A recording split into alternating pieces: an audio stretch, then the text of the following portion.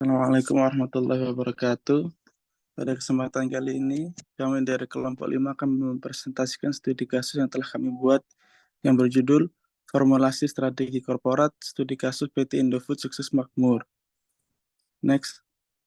Ini adalah anggota kelompok dari kelompok 5, yaitu Iqbal Anaki dengan NPM 289, Bagas Setiabudi Prakoso dengan NPM 012, Ardelia Damayanti Wirawan dengan NPM 205, Gusti Putu Devandra Yudhistira dengan NPM 217, Satria Ardana dengan NPM 0295, Nabila Zafirna dengan NPM 216, Ardian Dwi Prayoga dengan NPM 310, Rizky Pratama Ramadhani dengan NPM 024, dan saya sendiri Ubay Husen dengan NPM 219.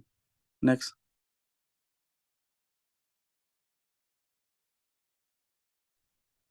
Company Profile. Pada tahun 1994, PT Indofood Sukses Makmur Terbuka pertama kali berdiri setelah diganti nama dari PT Panganjaya Inti Kusuma. Pada tahun tersebut juga, Indofood mendaftar di Bursa Efek Indonesia. Seperti yang kita tahu, Indofood adalah salah satu produsen makanan dan minuman siap saji terbesar di Indonesia. Produk-produk Indofood sendiri dapat kita temukan di berbagai supermarket dan toko swalayan. Contoh dari produk Indofood sendiri adalah Indomie, Popmie, Kacang Garuda, Citato, dan lain-lain. Indofood bergerak di sektor makanan dan minuman. Melalui akuisisi dan pendirian anak perusahaan, PT Indofood Sukses Makmur Terbuka menjalankan bisnis dari bahan baku usaha melalui perkebunan, agribisnis, shipping line, investasi, pengawasan produk, dan banyak lainnya yang akan dijelaskan di pembahasan selanjutnya. Next. Baik, pada kesempatan kali ini pembahasan kita ada 6 hal. Yang pertama ada strategi korporat mengenai pengertian menurut para ahli. Yang kedua ada direksional strategi PT Indofood yang berisi tentang strategi pertumbuhan, strategi konsentrasi, strategi diversifikasi, dan pengurangan. Yang ketiga ada parenting strategi yang berisi tentang pengertian dari parenting strategi itu sendiri. Yang keempat ada corporate parenting yang berisi tentang pengertian dan implementasi dari PT Indofood. Yang kelima ada analisis rantai nilai yang membahas tentang primary activity, operation, outbound logistik, marketing and sales, dan service. Yang keenam ada analisis sumber daya perusahaan yang membahas tentang berbagai aspek sumber daya yang dimiliki oleh PT Indofood. Boleh di next? Pada yang pertama, ada strategi korporat. Menurut Andrews, tahun 1980, strategi korporat merupakan strategi yang digunakan oleh suatu perusahaan ketika perusahaannya ingin melakukan persaingan. Nah, strategi ini diharapkan dapat merubah strategi distinctive kompetensi menjadi competitive advantage.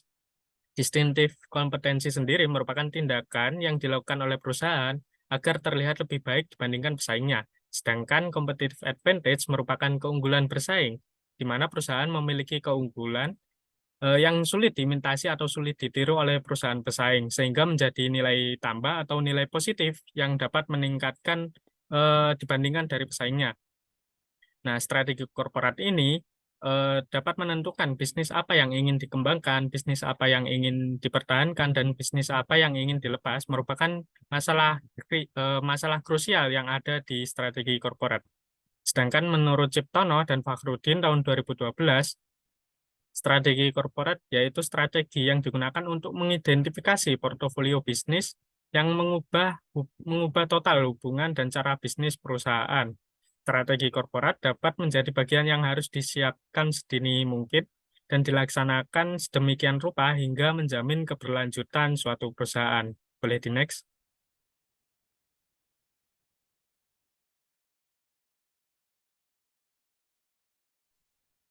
Selanjutnya, saya akan menjelaskan terkait direksional strategi di PT Indofood. Beberapa ini ada poin-poin terkait direksional strategi PT Indofood, yaitu yang pertama ada strategi pertumbuhan, kemudian strategi konsentrasi, strategi diversifikasi, dan pengurangan. Pada kesempatan ini, saya akan menjelaskan di poin strategi pertumbuhan. Boleh di next. Strategi pertumbuhan ini merupakan pertimbangan strategi pertumbuhan yang dilakukan perusahaan untuk menghadapi saingan dari kompetitor. Seperti yang kita tahu, Indofood merupakan salah satu perusahaan dengan produk yang sudah dikenal oleh banyak masyarakat, sehingga kejadian ini menimbulkan persaingan produk dari perusahaan lain. Untuk mengatasinya, Indofood telah menyusun beberapa strategi pertumbuhan, yaitu yang pertama, membentuk anak perusahaan.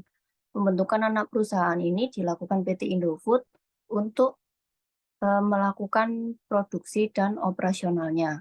Seperti poin pertama, yaitu Indofood membuat anak perusahaan Indofood CBP, Sukses Makmur TBK. CBP itu singkatan dari Customer Branded Product, di mana anak perusahaan ini fokus di produksi bahan pangan. Seperti yang kita tahu ada produk Indomie dan Popmie dan lain-lain sebagainya. Kemudian ada anak perusahaan Bogasari yang fokus pada produksi tepung terigu. Kemudian poin ketiga ada agribisnis, yaitu anak perusahaan ini fokus pada penelitian dan pengembangan hingga pengolahan kelapa sawit hingga menjadi produk minyak goreng dan margarin.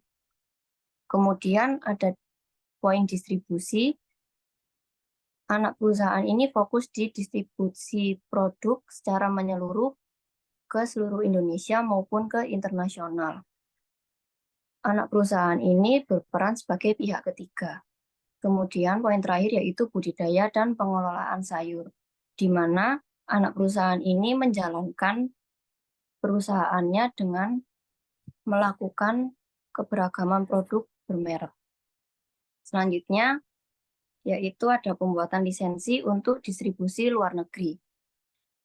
Pembuatan lisensi ini dilakukan sebagai wujud nyata untuk mencapai sasaran dalam mendapat keuntungan bersama.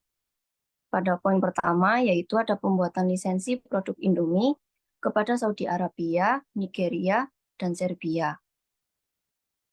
Lisensi ini diberikan kepada beberapa negara tersebut sebagai bentuk kepemilikan hak penjualan atas produk yang dimiliki oleh Indofood. Salah satunya adalah produk Indomie. Kemudian ada joint venture. Joint venture sendiri merupakan usaha bersama yang dilakukan dua perusahaan atau lebih sebagai wujud nyata kerjasama antara perusahaan tersebut.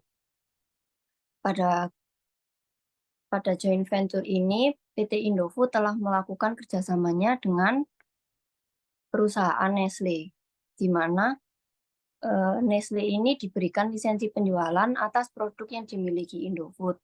Kemudian Indofood juga diberikan lisensi atas produk dari Nestle, yaitu Maggi. Kemudian bekerja sama juga dengan perusahaan dari Jepang, yaitu Asahi Group, di mana dari kerjasama ini mereka bisa menghasilkan produk berupa teh hijau. Next.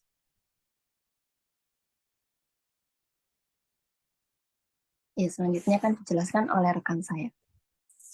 Selanjutnya adalah strategi konsentrasi. Strategi konsentrasi sendiri ini dibagi menjadi dua, yaitu pertumbuhan vertikal atau vertical growth dan pertumbuhan horizontal atau horizontal growth. Pertumbuhan vertikal ini dapat dicapai dengan mengambil alih fungsi yang sebelumnya disediakan oleh distributor atau pemasok. Pertumbuhan vertikal ini dibagi menjadi dua, yaitu integrasi ke depan atau forward integration dan integrasi ke belakang atau backward integration. Integrasi ke depan itu mengambil alih fungsi yang sebelumnya disediakan oleh distributor. Jadi pada tahun 1983, PT Indofood mengakuisisi PT Indomarko Adi sebagai distributor utama yang memiliki jaringan hampir di seluruh wilayah Indonesia. Selanjutnya pada integrasi ke belakang atau backward integration, itu adalah mengambil alih fungsi yang sebelumnya disediakan oleh pemasok. Di sini pada tahun 2007, Indofood mengakuisisi PT Landun Sumatera yang memiliki perkebunan kelapa sawit yang dapat digunakan PT Indofood sebagai sumber bahan baku pembuatan produknya. Kemudian ada pertumbuhan horizontal atau horizontal growth. Pertumbuhan horizontal sendiri ini adalah meningkatkan jangkauan produk atau jasanya yang ditawarkan kepada pasar saat ini. Jadi, di sini pada tahun 1986, Dan 1984, Indofood membeli atau menguasai Supermie dan Indomie yang menjadi pesaing bagi produk Indofood sebelumnya. Next.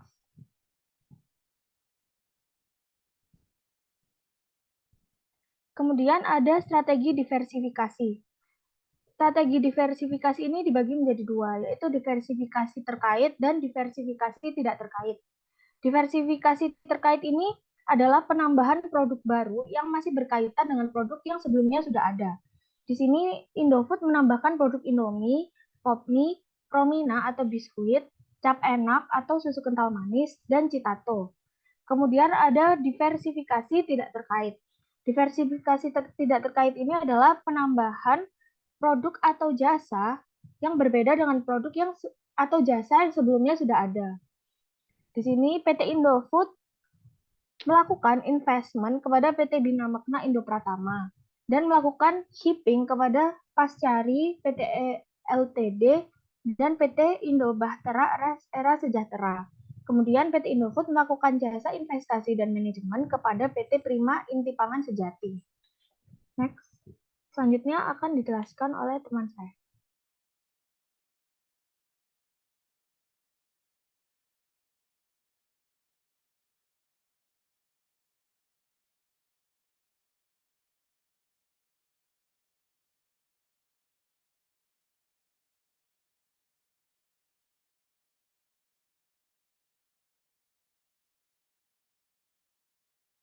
Berikutnya adalah pengurangan atau retrenchment, yaitu mengurangi tingkat aktivitas perusahaan. Pengurangan di sini dibagi menjadi dua, divestasi dan likuidasi. PT Indofood sendiri melakukan divestasi, yaitu melepas seluruh kepemilikan sahamnya di PT Cipta Kernas Abadi yang bergerak di bidang industri kemasan, fleksibel, dan styrofoam. Yang kedua adalah likuidasi. PT Indofood sendiri melakukan likuidasi untuk memutuskan anak perusahaannya, yaitu PT Gitindo Prima Nusantara yang bergerak di bidang produk makanan bayi Sun dan Promina. Yang next. Berikutnya ada parenting strategi dengan corporate parenting. Parenting strategi sendiri yaitu strategi yang digunakan perusahaan untuk mengelola multibisnis, terutama dalam hal manajemen, dalam mengkoordinasikan alih sumber daya dalam memperkuat kapabilitas. Jika terdapat kesesuaian antara keahlian dan sumber daya, maka perusahaan cenderung menciptakan nilai. Namun sebaliknya, jika tidak dapat menemukan kesesuaian antara keahlian dan sumber daya, maka perusahaan cenderung menghancurkan nilai. Berikutnya ada corporate parenting. Sebenarnya sama saja, jika terdapat kesesuaian antara keahlian dan sumber daya, perusahaan cenderung dapat menciptakan nilai. Namun jika tidak dapat kesesuaian, maka perusahaan cenderung dapat menghancurkan nilai. Namun corporate parenting ini lebih cenderung untuk memandang perusahaan jika parenting strategi tadi itu mengkoordinasikan. Lalu PT Indofood punya 4 kelompok usaha strategi, yaitu produk kemasan bermerek, Bogasari, agribisnis, dan juga distribusi. Next.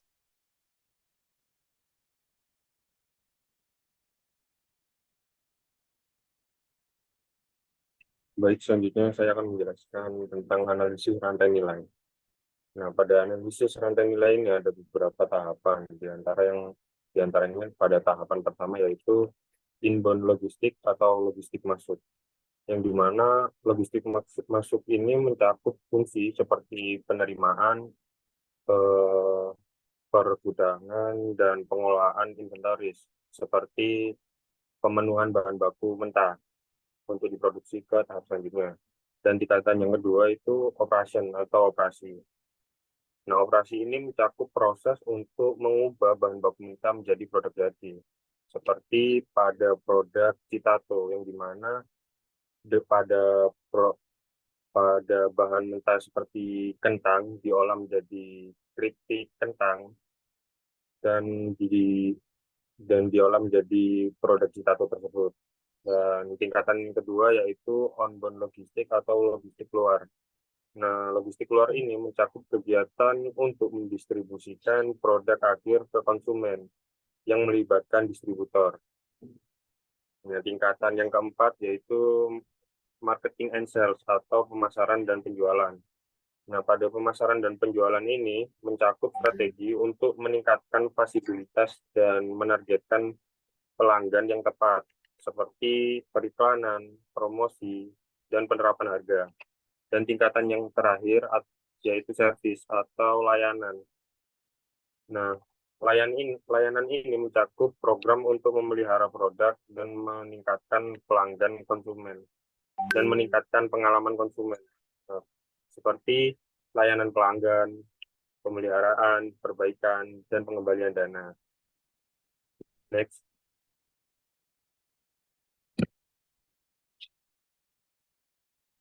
Next. Baik, selanjutnya yaitu analisis sumber daya perusahaan. Nah, pada analisis sumber daya perusahaan ini ada beberapa poin, di antaranya ada sumber daya manusia, sumber daya inovasi, sumber daya teknologi, sumber daya fisik, sumber daya reputasi, dan yang terakhir ada sumber daya organisasi. Nah, dari poin-poin tersebut akan dijelaskan oleh teman saya di slide selanjutnya. Silakan. Ya, yang selanjutnya kita masuk pada poin pertama, yaitu ada sumber daya manusia. Jadi Indofood setiap tahunnya berkomitmen dalam memiliki ketersediaan talenta perusahaan yang kompeten serta memiliki karakter dan kinerja yang baik. Indofood menyediakan program-program pelatihan dan pengembangan yang sesuai dengan kebutuhan sumber daya manusia dan tujuan perusahaan, seperti kursus, praktek atau workshop, kesempatan penugasan, dan perluasan kerja. Perusahaan juga mendukung program-program ini dengan memberikan modul-modul pelatihan mulai dari teknis dan soft skill, perencanaan keuangan, kepemimpinan, komunikasi bisnis, dan kemampuan organisasional yang efektif dan telah disesuaikan dengan kebutuhan para karyawannya. Hal ini dilakukan sehingga karyawan memiliki kesempatan atau peluang yang lebih luas dalam meraih keberhasilan dan peningkatan produktivitas di tempat kerja di masa depan. Upaya-upaya ini di atas juga didukung dengan pelaksanaan program manajemen train sebagai sarana yang efektif untuk proses perekrutan dan pengembangan calon-calon pemimpin masa depan. Program MT dilaksanakan untuk menjamin ketersediaan talent pool yang terampil bagi unit bisnis.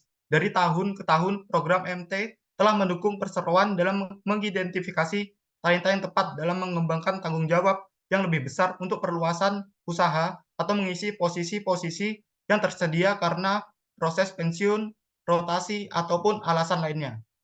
Boleh di next?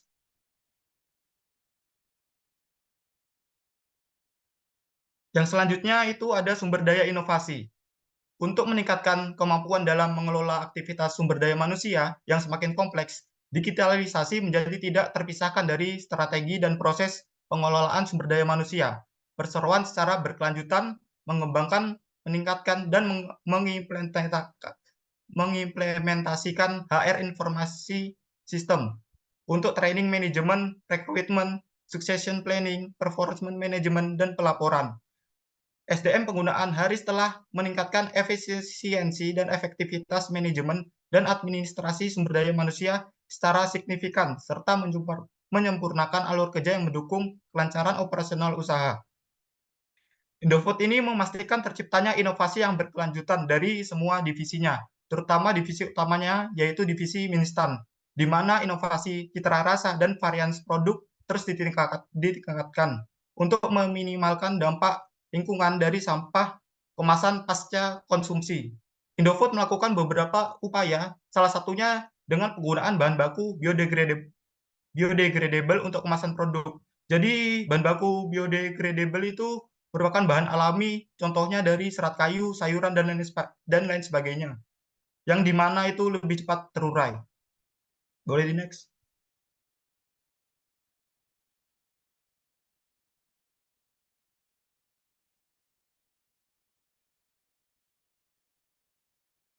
Next, Mas.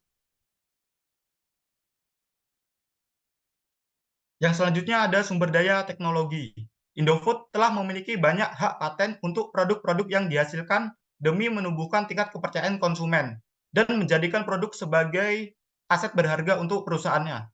Perusahaan Indofood ini juga memanfaatkan sistem palet robotik auto cash packer, dan high speed vertical filling machine pada produksi makanan dan minuman untuk mengurangi biaya produksi dan menciptakan produk yang lebih terjamin kualitasnya. Di samping itu, Indofood memiliki merek dagang yang sudah banyak dikenal di Indonesia, bahkan ke mancanegara seperti Indomie. Boleh di next?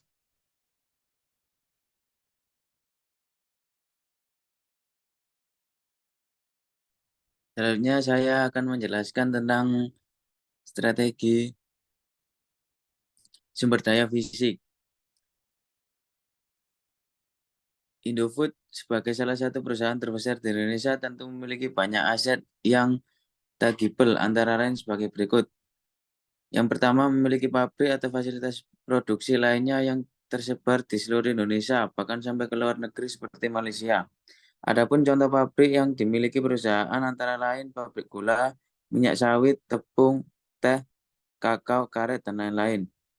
Yang kedua yaitu memiliki banyak moda transportasi, termasuk 5 kapal Postpanamax, 5 kapal Heni, dan 2 kapal Ultramax untuk mengangkut bahan baku dari luar negeri.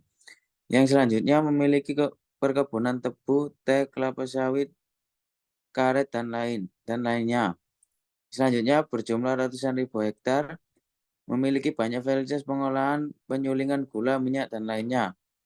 Memiliki lebih dari 1.300 distributor stok point yang berada di berbagai lokasi di Indonesia. Yang terakhir yaitu penggunaan drone, citra satelit, GPS tracking untuk mengelola hasil produksi perkebunan, pemberian mobil tablet ke seluruh tenaga penjualan, dan lainnya. Next. Sumber daya reputasi. Indofood merupakan salah satu perusahaan terbesar di Indonesia dengan jenis produk yang variatif seperti mie instan, minyak sawit, makanan ringan, minuman, bumbu racik, dan lain sebagainya. Produk-produk ternama di kalangan masyarakat Indonesia, bahkan salah satu produk yaitu Indomie sudah sangat terkenal di mancanegara, khususnya negara-negara di benua Afrika. Berikut adalah beberapa jenis penghargaan dan penghargaan. PT Indofood memiliki berbagai macam penghargaan seperti Best Brand, Most Favorite Brand, dan lainnya. Yang kedua yaitu CSR Award, Sustainability Awards, dan lainnya. Yang terakhir yaitu penghargaan investasi manajemen sumber daya, dan lainnya. Next.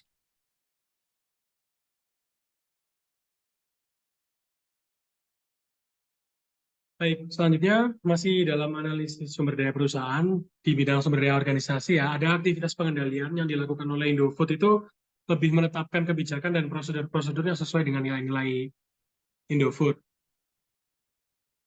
Kemudian untuk pengendalian lingkungan, yaitu menciptakan budaya dan lingkungan kerja, budaya organisasi, dan lain-lainnya yang nantinya dapat mendukung nilai-nilai yang diangkat oleh Indofood sendiri. Untuk pemantauan, Indofood menggunakan divisi audit internal yang menguji aktivitas pengendalian internal dan mencari kelemahan-kelemahan yang ada dalam pengendalian internal itu yang nantinya bisa digunakan sebagai bahan evaluasi. Next. Selanjutnya adalah corporate parenting Indofood. Dalam corporate parenting Indofood ini terdapat beberapa model pilihan dari holding parenting role ya, atau perusahaan induk. Semakin ke kiri itu semakin kuat kontrol dari perusahaan induk, sementara semakin ke kanan semakin otonomus atau semakin bebas perusahaan ini melakukan strategi maupun pengembangan. Sebagai contohnya di Pure Holding, yaitu perusahaan induk itu lebih berfokus kepada pengaturan portofolio dan penekanan manajemen portofolio dan manajemen risiko ya, itu masih bergantung pada perusahaan induknya atau Indofood Sukses Makmur Terbuka yang ada di atas. Nah, PT Bogasari Flour Mill ini masih bergantung baik investment maupun portofolio dan pengembangan usaha serta strateginya bergantung terhadap induk perusahaan. Kemudian strategi guidance di sebelahnya, kita ambil contoh Indofood Frito-Lay Makmur, yaitu produsen jajanan seperti Citato, Citos, Lay's, Jets yang ada di Indomaret, toko-toko swalayan, dan toko kelontong. Di sini strategi guidance ini mengutamakan penekanan dalam nilai sinergi antara anak perusahaan dan juga sinergi anak perusahaan dengan induk perusahaan. Ketika Indofood ingin mencapai pasar jajanan murah retail, nah, Indofood Fritol ini yang mengeksekusi ini adalah sinergi hubungan antara perusahaan induk dengan perusahaan anak perusahaan. Sementara anak perusahaan dengan anak perusahaan diimplementasikan oleh Indofood Frito-Lay dengan cara produknya nanti kemasan kardusnya memesan dari anak perusahaan Indofood yang lainnya. Kemudian strategi kontrol, yaitu memiliki fokus yang membangun keunggulan melalui kolaborasi operasional antara anak perusahaan. Jadi PT Indolacto, produk brandnya itu adalah Indomilk. Pasti sudah tahu teman-teman merek Indomilk. Nah, ini artinya salah satu merek yang unggul. Mengapa bisa mencapai keunggulan? Karena Indolacto memiliki kolaborasi-kolaborasi yang baik dengan anak perusahaannya sehingga produknya bisa unggul di pasar. Yang paling kanan, Integrated Operating Company, yaitu melakukan kendali manajemen terhadap seluruh kelompok usahanya. Sebagai contoh, Indofood CBP atau Consumer Branded Product ya. Ini merupakan grup Indofood yang menangani seluruh operasional penjualan maupun produksi dari makanan dan minuman bermutu instan yang dimiliki oleh Indofood Sukses Makmur. Dalam grup Indofood CBP terdapat perusahaan-perusahaan yang bisa berkolaborasi sehingga dapat terjadi integrated operating company. Selanjutnya.